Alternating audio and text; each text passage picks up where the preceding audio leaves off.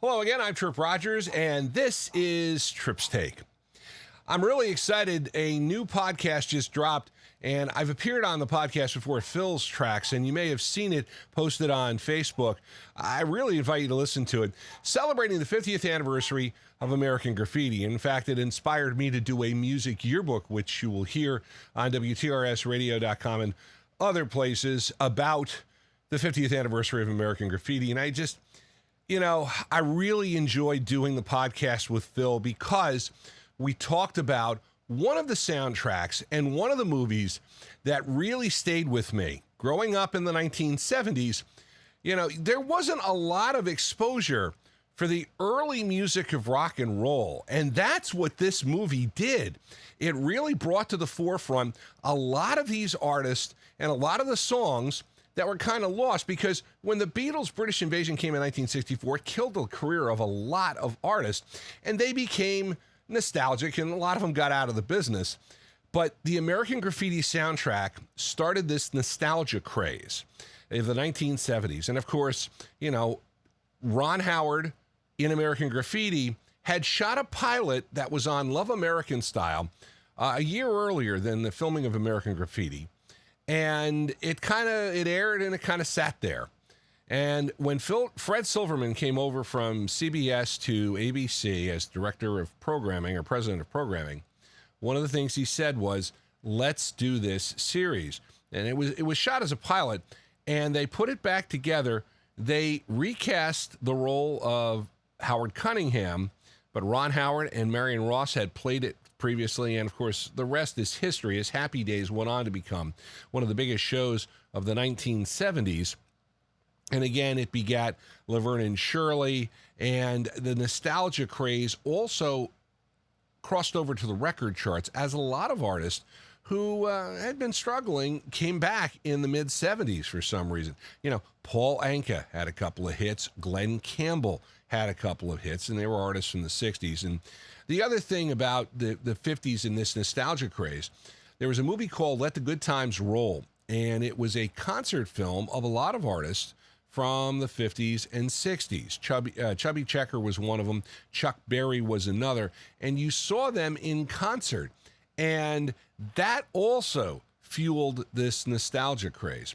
And there's one other tie-in between American Graffiti and Happy Days, which you probably know.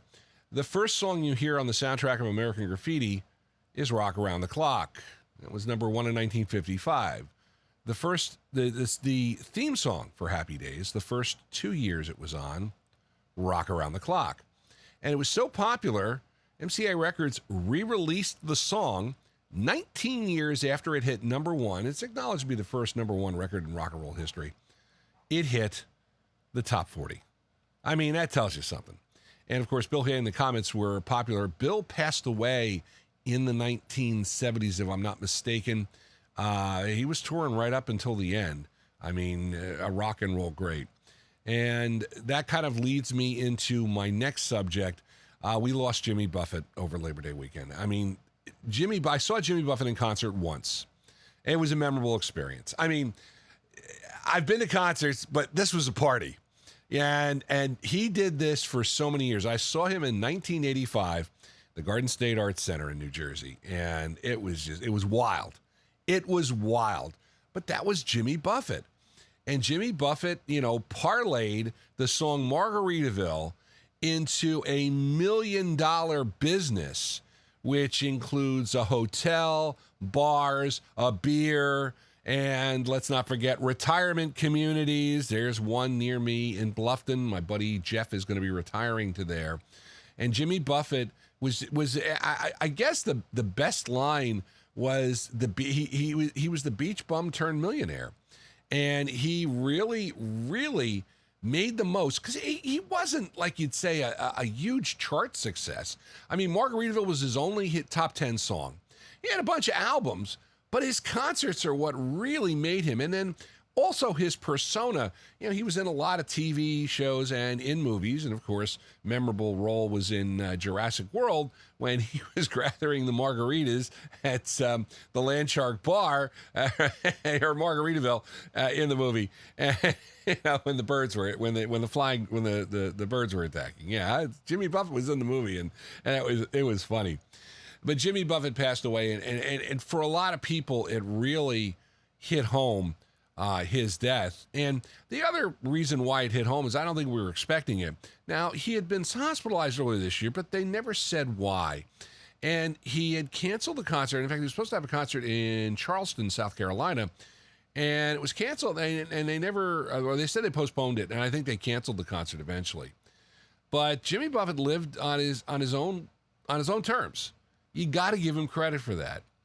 And his death was sad. Now, speaking of sad, I went to see the Doobie Brothers 50th anniversary tour. Finally came to Savannah. I finally had a chance to see it.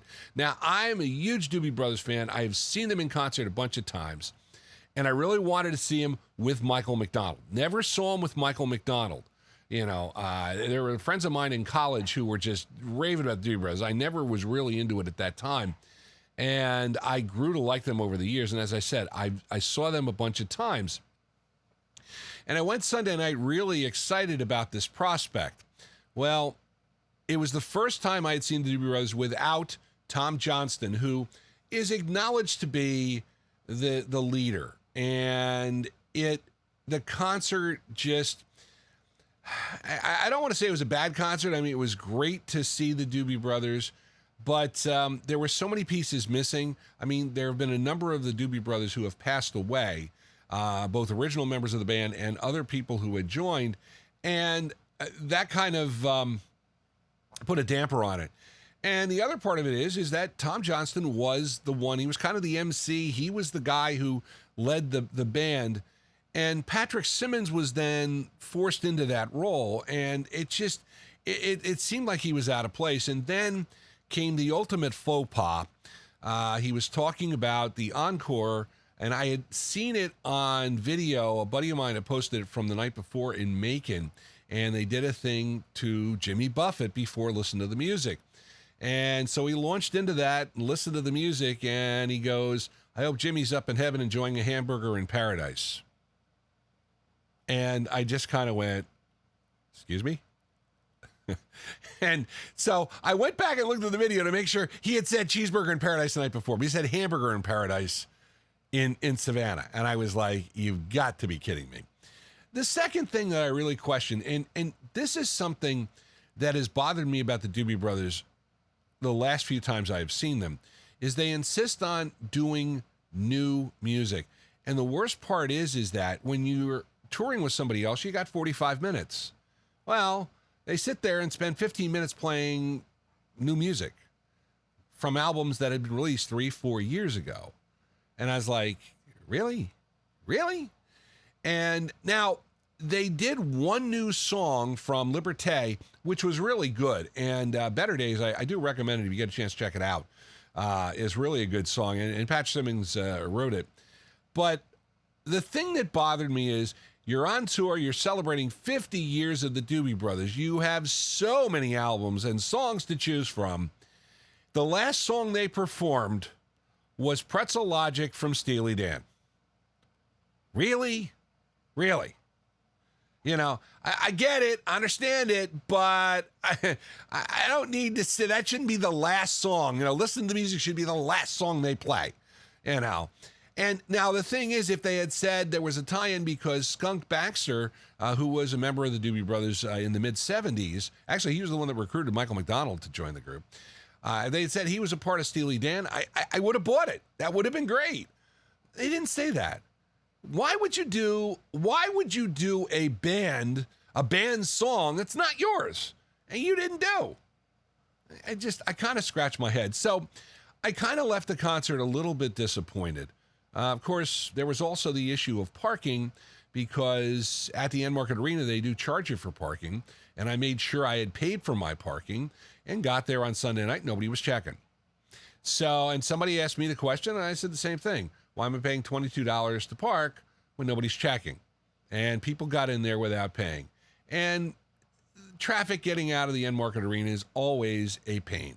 And that night proved to be a pain. We brought chairs. We were kind of tailgating before, and we just put the chairs out and just waited for the traffic to leave. I mean, granted, we weren't in a rush to get home because Monday was Labor Day and it was a holiday. We were both off, but I don't know. I think they need to really work on that traffic situation. They really need to think about that. And like I said, my experience was good. I enjoyed it, but it just was not the great experience that it could be. And I think that's one of the reasons why I was kind of bummed at the end of the concert. But again, getting a chance to see the Doobie Brothers for the 50th anniversary tour, and I'd heard from a bunch of friends it was really good. So I do recommend it if you get a chance to see it. Of course, they made the joke. 50th anniversary really was a couple of years ago. They've continued the tour for a while. There's nothing wrong with that, really. There is nothing wrong with continuing that tour. And that is Tripp's Take for September the 7th, 2023. I'd love to hear your comments and questions about my podcast. Just email trippstake@gmail.com. Fantasy football players, I'm back with the Hall of Famer Mike Sheck, the Fantasy Sultans. You can find that also on Spotify for podcasters, and you can also find it posted on YouTube. By the way, again, you can listen to my podcast now on Amazon Podcasts and Audible too. And if you like the music of the 60s, 70s, and 80s, you give a listen to WTRS Radio, powered by Live365.com. Again, I mentioned that the Phil's Tracks podcast, well, that inspired me to do a music yearbook on the 50th anniversary of American Graffiti, and that show will be airing this weekend on WTRSradio.com. Join me for another Tripp's Take next week. For now, I'm Tripp Rogers. Thanks for listening. Make it a great one.